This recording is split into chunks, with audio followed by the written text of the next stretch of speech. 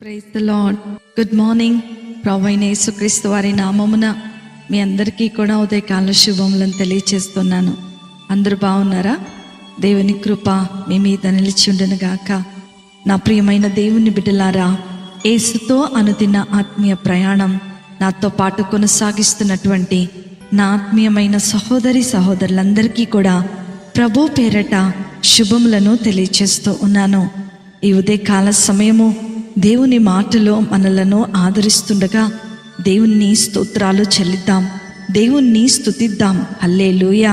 నేటి దినవాక్యము 1 కొరింథీయులకు రాసినటువంటి పత్రిక 6వ అధ్యాయము 19వ వచనము. మీరు మీ సొత్తు కారు, విలువ పెట్టి కొనబడిన వారు కనుక మీ దేహముతో దేవునిని మహిమపరచుడి. హల్లెలూయా.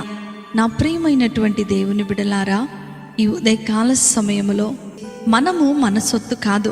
మన శరీరము, మన యొక్క ఆలోచనలు, మన తలంపులు, మన దేహము సమస్తము కూడా యేసు ప్రభువారి యొక్క రక్తము చేత విలువ పెట్టకొనబడిన వారమని దేవుని యొక్క లేఖనాలు సెలవిస్తున్నాయి.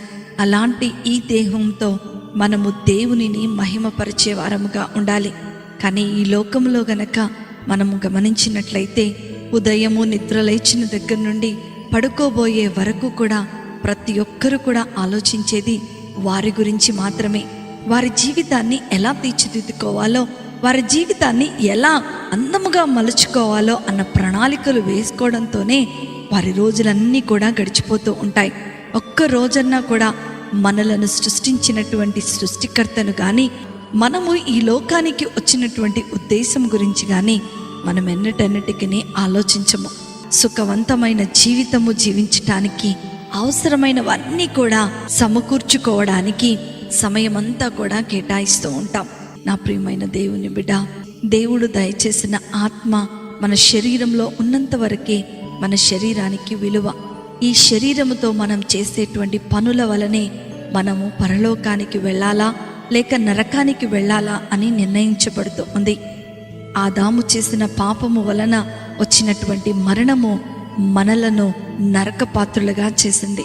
మరణించిన తర్వాత ఏ మానవుడు కూడా నరకానికి వెళ్ళకూడదని మన పరలోకపు తండ్రి మనలను రక్షించుకొనటానికి తన ప్రియ కుమారుడైనటువంటి యేసు ప్రభువారిని మానవుల పాపం నిమిత్తమై సిలువలో బలిగా అర్పించారు.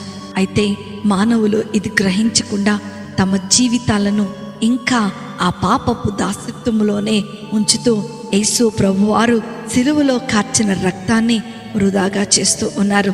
మనిషి తన శరీరాన్ని ఈ లోకానికి అప్పగించి శరీరాశ, నేత్రాశ, జీవపు డంబమునకు లోనై తనకు తానుగా తన శరీరాన్ని నరకానికి అప్పగించుకుంటున్నాడు. నా ప్రియమైనటువంటి దేవుని బిడ్డలారా, ఈ ఉదయకాల సమయంలో ప్రభు నీతో నాతో మాట్లాడుతూ ఉన్నాడు. మన క్రియల ద్వారా, మన ఆలోచనల ద్వారా, మన తలంపుల ద్వారా మరియు దినము కూడా దేవునితో సహవాసము చేయటం ద్వారా మనము దేవునిని మహిమపరిచే వారముగా ఉంటాం. పాపమునకు దూరముగా జీవించే వారముగా ఉంటాం. మట్టిలో కలిసిపోయే ఈ శరీరానికి మహిమ తీసుకొని రావాలి అనంటే ఈ భూమి మీద మనము మన దేహములతో దేవునిని మహిమపరచాలని ఈ లేఖన భాగము ద్వారా దేవుడు మనతో మాట్లాడుతూ ఉన్నాడు. ఎవరైతే దేవునికి సమీపస్తులుగా జీవిస్తూ ఉంటారో పాపము వారి దరిచేరదని దేవుని యొక్క వాక్యము సెలవిస్తూ ఉంది. కనుకనే నా ప్రియమైనటువంటి దేవుని బిడ్డలారా, ఈ ఉదయకాల సమయంలో ప్రభు నీకు విలువగా, ప్రభు నీకు బహుమానముగా, ప్రభు నీకు ఉన్నతముగా ఇచ్చినటువంటి ఈ దేహముతో దేవునిని మహిమపరిచినట్లయితే ఉన్నతమైనటువంటి పరలోక రాజ్యములో ప్రభు నిన్ను నన్ను కూర్చుండబెట్టబోతున్నాడు. అట్టి కృప, ధన్యత, ఆశీర్వాదము వాక్యం వింటున్న దేవుని పిల్లలైన మీ అందరికీ కూడా అనుగ్రహించబడును గాక. ఆమేన్. ప్రార్థన చేసుకుందామా? మమ్మలను మిక్కిలిగా ప్రేమించిన మా ప్రియ పరలోకపు తండ్రి యేసు స్వామి, మీకున్నతమైన శ్రేష్టమైన ఘనమైన నామమును బట్టి మీకు వందనాలు. ప్రభువా, ఈ లోకంలో మేము జీవించినంత కాలము మా గురించి మేము ప్రయాసపడకుండా నీవు వెలువ పెట్టి కొన్న మా దేహముతో నిన్ను మహిమపరిచేలాగున మాకు సహాయము చేయమని, విన్న వాక్యము ప్రతి ఒక్కరి జీవితాలలో ఫలింపచేయమని నజరేయుడైన యేసుక్రీస్తుని శక్తి కలిగిన నామములో అతి వినయముతో అడిగి వేడుకొనుచున్నాను తండ్రి. ఆమేన్, ఆమేన్, ఆమేన్. ప్రభు మిమ్మలను మీ